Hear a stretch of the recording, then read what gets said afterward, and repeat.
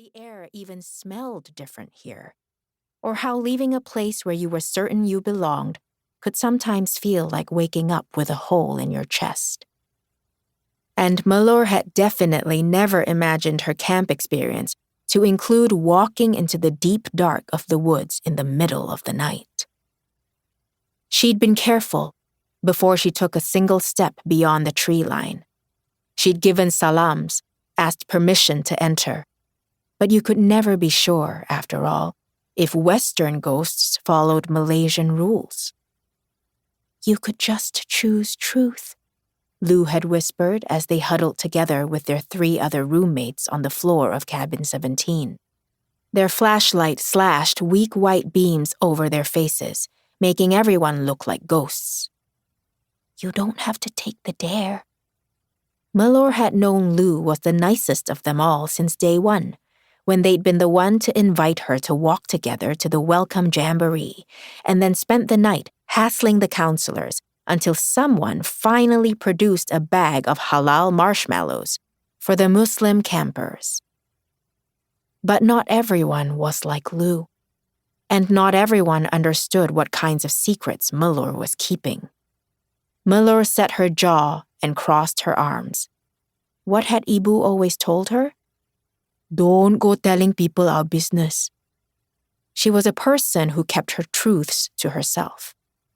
She wasn't about to start sharing them with a bunch of kids she barely knew and would probably never see again, even if she wanted desperately to fit in with them at the same time.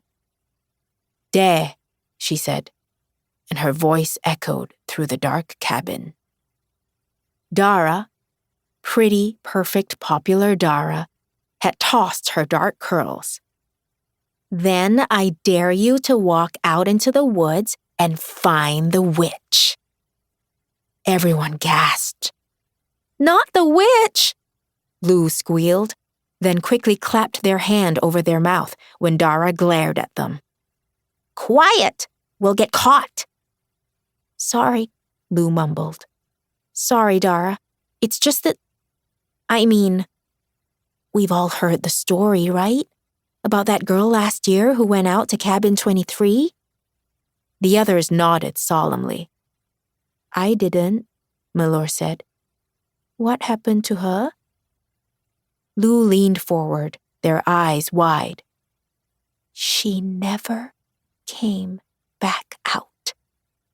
Malor frowned. "If she never came back out, how do you know the story?" "Never mind that," Dara snapped. "Everyone knows that the witch of cabin 23 lures you out there, trapping you inside the cabin to tell you." "The scariest story you've ever heard," said Lakshmi in her thick British accent. A shiver ran down Malor's spine. There was something about the way her cabin mates were talking and the way the light cast weird shadows on their faces that almost made her believe their silly little ghost story. "What story do you think she'll tell you?" "I don't know," Malor gulped. "Do I really have to?" "Yes." Dara's eyes gleamed in the glow of the flashlights.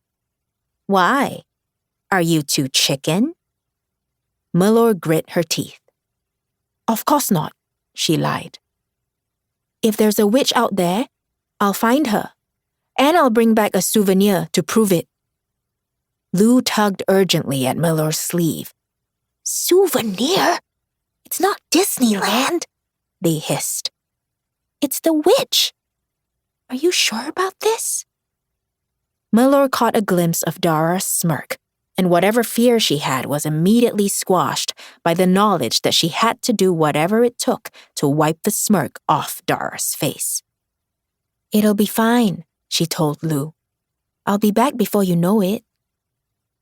And so here she was, fighting with trees in the middle of the night, muttering Ayat Kursi to herself as she walked.